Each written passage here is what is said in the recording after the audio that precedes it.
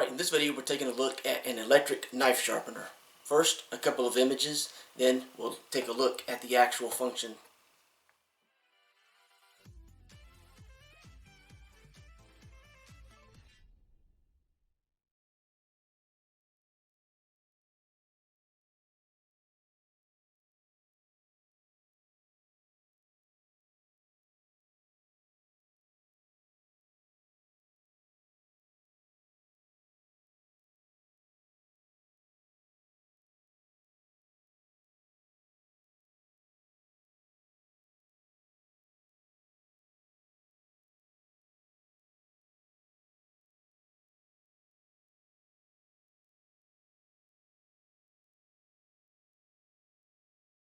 Alright, so as stated, we're taking a look at an electric sharpener. So this is the box that it comes in, so nothing too fancy.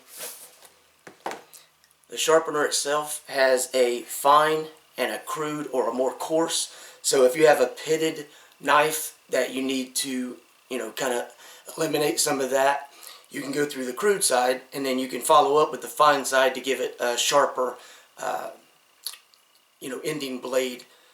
You also have the ability excuse me, here to insert a screwdriver and sharpen that, or if you have a pitted screwdriver that perhaps was dropped somehow or used as a chisel of some sort and it damaged the end, minor damages, you could probably eliminate that with this fairly easily. And then this slot here is going to be for sharpening scissors. On the bottom you have some little suction cup feet, and it does say that you can change the blades. That is included in the information here. You have your power cord and your power switch on this side, and these little feet, you can hear they're kind of like suction cups, so they kind of help the suction cup aspect, keeps it from moving around as much. Like you can do that obviously, but it's not just going to move around very, very easily. So this is the little instruction manual that it comes with. You don't want to use oil for your blades, and you don't want to get it wet, so it's not like a whetstone or that type thing. And you want to use it in a dry environment on a flat surface ideally as well. And just for demonstration purposes, I grabbed a screwdriver real quick, a pair of scissors, and an actual, just an old cheap old knife here. And you basically just want to pass through 3 times, and you've got, slight angle, so that's going to give you both sides of the blade.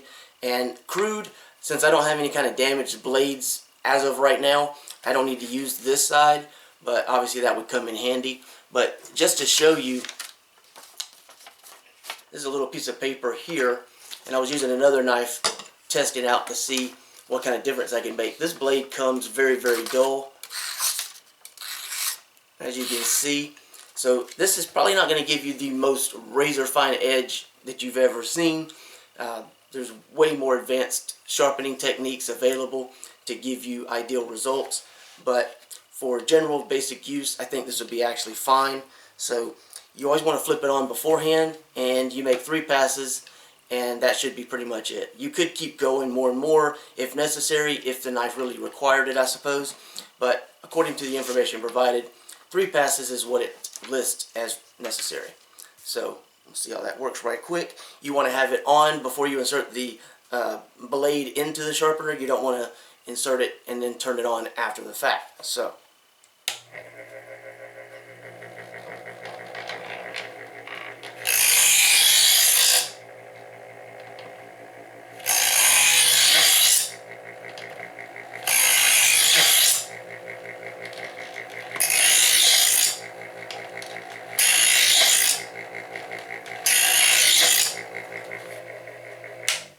alright, so 3 quick passes, and we'll see what happens.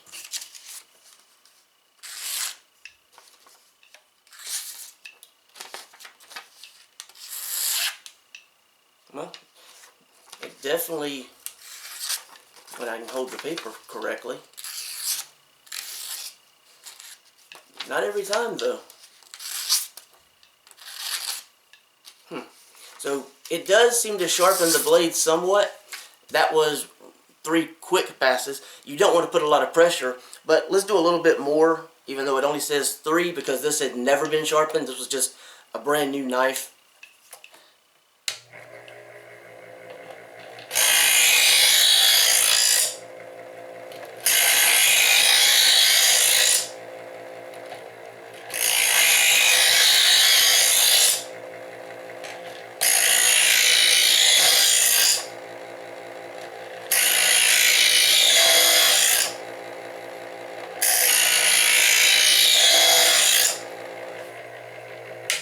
Okay, so let's see if that helped any.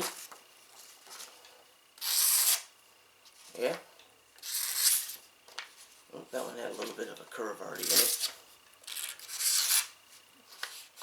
So,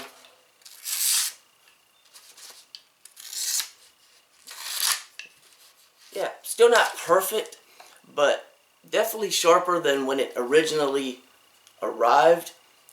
I believe it would be ideal to follow this up with something that has an even finer option available. But does it work? Yes. Is it the best possible sharpener you're going to find on the market? Definitely not. Definitely have better options available if you want to go with a higher level of sharpness. But to take a knife that is pretty much completely worthless in terms of cutting and making it relatively good at cutting, it will work for that purpose. So the screwdriver, we'll see how that kind of works out.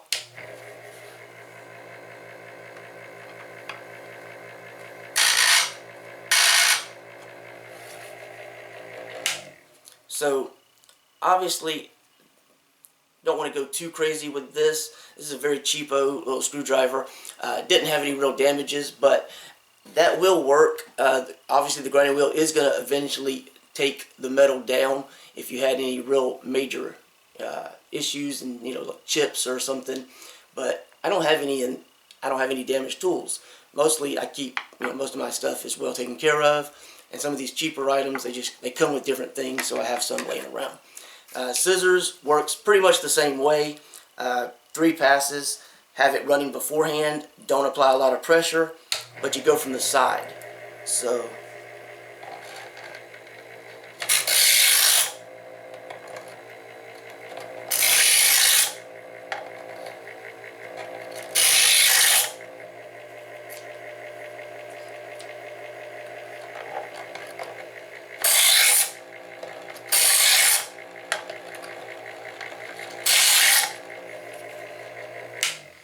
alright, so the only thing that, and it's not really a major problem, but the only thing I notice is on the very, very edge right there where the actual little rivet is, I bumped it, so I had to line that up so you would see a little bit of a jostle before I made the actual pass. So not an issue, but definitely, I had to account for that. And the only other thing would be